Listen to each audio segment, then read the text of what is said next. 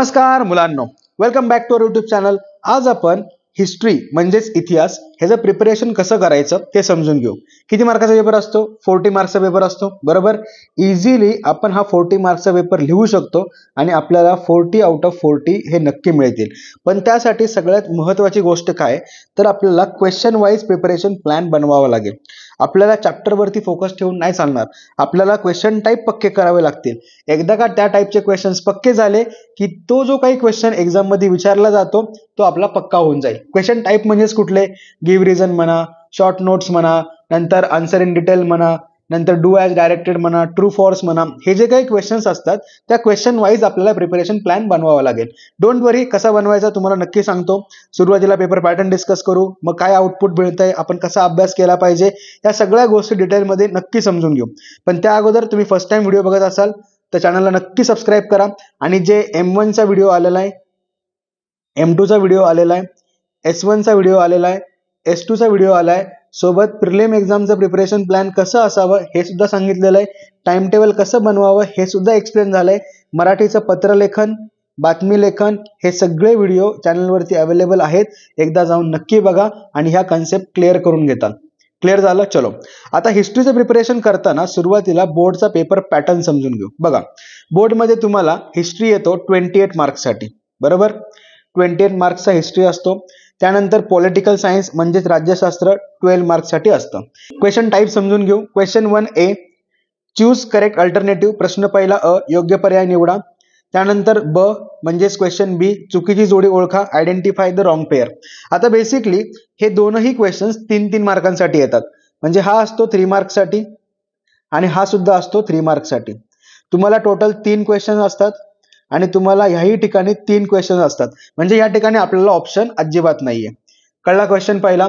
त्यानंतर question 2A, प्रश्न दुसरा अ, कृती पूर्ण करा, complete the concept. Question 2B, टिपा लिहा, शॉर्ट नोट्स. आता ह्याच्यामध्ये आपल्याला ऑप्शन्स मिळतात. आता ऑप्शन्स कसे असतात लक्ष द्या. 3 पैकी आपल्याला 2 लिहायचे. परत एकदा काय बोललो मी? टोटल 4 मार्क्सचा क्वेश्चन असणार आहे.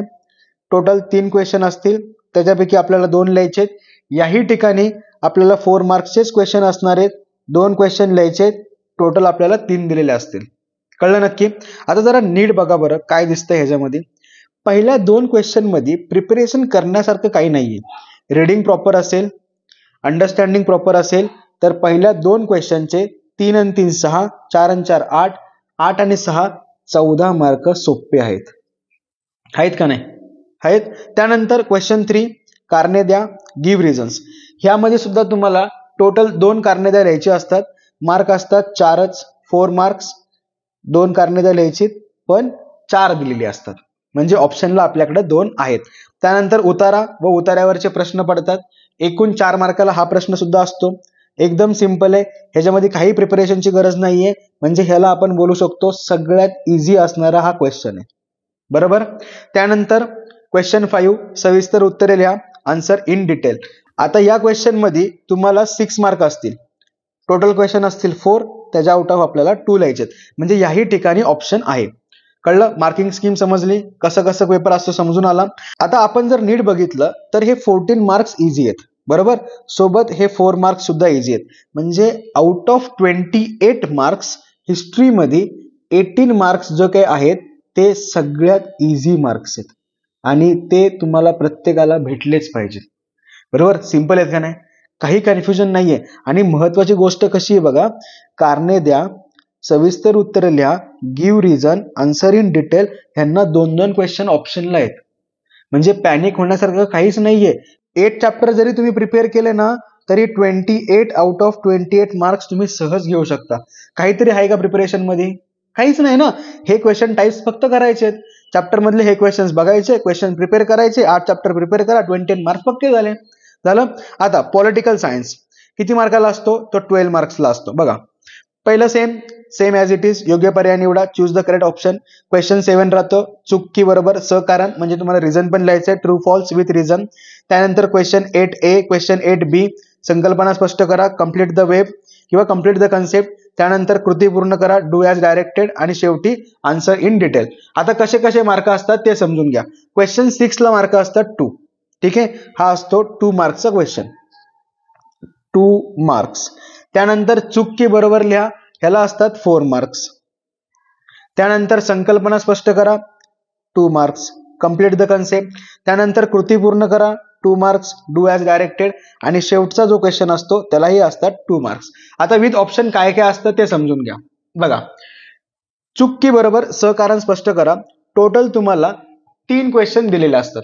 ठीक आहे, 3 पैकी तुम्हाला 2 क्वेश्चन लिहायचे. त्यानंतर संकल्पना स्पष्ट करा, 2 दिलेले असतात, तुम्हाला 1 लिहायची असते. त्यानंतर कृती पूर्ण करा, सेम 2 दिलेले असतात, 1 लिहायची असते. आन्सर इन डिटेल सेम 2 दिलेले असतात, 1 लिहायचं असतं. बघा, म्हणजे पॉलिटिकल सायन्स राज्यशास्त्र जरी बघितलं तरी तुमचा पेपर ऑन अँड ॲव्हरेज काय आहे, सोपा आहे. आता आपल्याला ह्या पेपर पॅटर्न वरून काय काय समजलं नीट बघा. क्वेश्चन नंबर 1 आणि क्वेश्चन नंबर 2 सगळ्यात हक्काचे मार्क आहेत. बरोबर, मगाशी तुम्हाला वरती तेच बोललो, टोटल 40 मार्क्सला पडतोय, म्हणजे हे जे काही 14 मार्क्स आहेत हे आपल्याला मिळालेच पाहिजेत. बघा, 14 मार्क्स क्वेश्चन 1 आणि क्वेश्चन 2 मध्ये कमी लिहायचं आहे आणि जास्त मार्क आपण मिळवणार आहोत. पण त्यासाठी कुठल्या कुठल्या गोष्टी आपल्याला डोक्यात ठेवायच्यात. सगळ्यात पहिली गोष्ट, या 2 क्वेश्चनसाठी आपलं रीडिंग खूप जास्त इम्पॉर्टंट आहे. रीडिंग करताना पर्सनचं नेम, प्लेस, बुकचं नाव, हे जे काही इम्पॉर्टंट वर्ड असतात त्यांना अंडरलाईन करून ठेवा आणि ते आठवण्याचा प्रयत्न करा. तुम्हाला या क्वेश्चनमध्ये त्याच टाईपचे क्वेश्चन्स विचारतील. बरोबर की नाही? त्यामुळे या गोष्टी करण्यासाठी आपल्याला रीडिंग करणं खूप जास्त महत्वाचं आहे. रीडिंग करत राहा. रीडिंग करत करत ते जे काही पॉइंट्स असतील ते टेक्स्टबुक मध्येच मार्क करत राहा. टेक्स्टबुक मध्ये मार्क करत राहिलात मग तुम्हाला बुकची वगैरे काही गरज नाही पडणार. टेक्स्टबुकच घ्या, त्यातूनच क्वेश्चन प्रिपेअर करा, त्यातूनच इम्पॉर्टंट पॉईंट शोधा, त्यातूनच इम्पॉर्टंट पॉईंट डोक्यात ठेवा. सगळं काही टेक्स्टबुक मध्ये राहील, त्यामुळे बोर्ड एक्झामला काही लोड येणार नाही. कळलं नक्की? आता पुढचा क्वेश्चन टाईप क्वेश्चन 3 आणि क्वेश्चन 4 बघा. ह्याच्यामध्ये काय काय लागणार आहे? कारणे द्या, उतार्यावरचे प्रश्न, सविस्तर उत्तर लिहा. हा क्वेश्चन तर खूप जास्त इझी आहे, त्यामुळे याला प्रिपरेशन करायची अजिबात गरज नाहीये. पण जे उरलेले क्वेश्चन्स आहेत, म्हणजेच कारणे द्या, सविस्तर उत्तर लिहा, give reason, answer in detail, यांना आपल्याला प्रिपरेशन करावं लागेल. प्रिपरेशन करताना पॉइंट वाईज आन्सरचा सिक्वेन्स सुद्धा डोक्यात ठेवावा लागेल. म्हणजे जे तुम्ही 4 पॉइंट्स लिहिता 1 2 3 4, या पॉइंटचा सिक्वेन्स हिस्ट्रीमध्ये खूप जास्त मॅटर करतो. हा पॉइंट वर गेला, हा पॉइंट खाली आला, असं अजिबात नाही चालणार. एक वेळ सायन्समध्ये ठीक आहे, परंतु हिस्ट्रीमध्ये असं करून नाही चालणार. ठीक आहे, त्यामुळे या पॉइंटचा सिक्वेन्स डोक्यात ठेवा. मिनिमम मला विचारताल तर मिनिमम 2 वेळा एका क्वेश्चनचा आन्सर लिहून बघाच. लिहून बघा, आळस करू नका. हे मार्क आपल्यासाठी खूप जास्त महत्वाचे आहेत. 40 मार्क्सचा पेपर आहे. 40 आउट ऑफ जर 40 भेटले तर बोर्डला आपल्याकडे 8% वाढतात. बरोबर, त्यामुळे एवढी मेहनत तर आपण घेतलीच पाहिजे. कळलं इथपर्यंत? शुअर? नक्की? आता प्रिपरेशन प्लॅन नक्की कसा असला पाहिजे सर? खूप जास्त कन्फ्युजन होतं. एवढं लर्न करतो तरी पण कन्फर्म होत नाही की आमचं प्रिपरेशन झालंय का नाही झालंय. बघा, एक सिंपल प्लॅन आणलाय. तुम्हाला हा चार्ट बघून तर समजला असेलच मला काय बोलायचंय ते. एकदा डिटेलमध्ये एक्सप्लेन करतो. हा चार्ट तुम्ही प्रिपेअर करता. आता हा चार्ट इम्प्लिमेंट कसा करणार बघा. मी या ठिकाणी चॅप्टरचे नंबर्स लिहिलेत, त्यानंतर क्वेश्चनचा टाईप लिहिलाय. चुकीची जोडी ओळखा, आयडेंटिफाय रॉंग प्रेयर, कृती पूर्ण करा, कम्प्लीट द कन्सेप्ट, टिपा लिहा, शॉर्ट नोट्स, कारणे द्या, गिव्ह रिझन, सविस्तर उत्तर लिहा, आन्सर इन डिटेल. म्हणजे थोडक्यात काय, मी क्वेश्चनचे टाइप्स लिहिलेत आणि या ठिकाणी चॅप्टरचे नंबर्स लिहिलेत. तुम्हाला काय करायचं? सगळ्यात पहिलं आज ठरवलं, चुकीची जोडी ओळखा, आयडेंटिफाय रॉंग पेअर, या क्वेश्चनला पक्क करायचं. बस, डोक्यात एवढंच ठेवलं. या क्वेश्चनला पक्क करणार म्हणजे आपण बोर्ड एक्झाम मध्ये आपले 3 मार्क्स पक्के करणार. बरोबर. आता हे क्वेश्चन प्रिपेअर करताना आपले एमसीक्यू वाले क्वेश्चन सुद्धा प्रिपेअर होऊन जातील, कारण आपण रीडिंग करणार. म्हणजे इनडायरेक्टली आपण 3 मार्क्सचं ऍडिशनल प्रिपरेशन करतोय. म्हणजे याच क्वेश्चन टाईप मध्ये आपले 6 मार्क्स कन्फर्म झाले. चॅप्टर सिक्वेन्स मध्ये घ्या.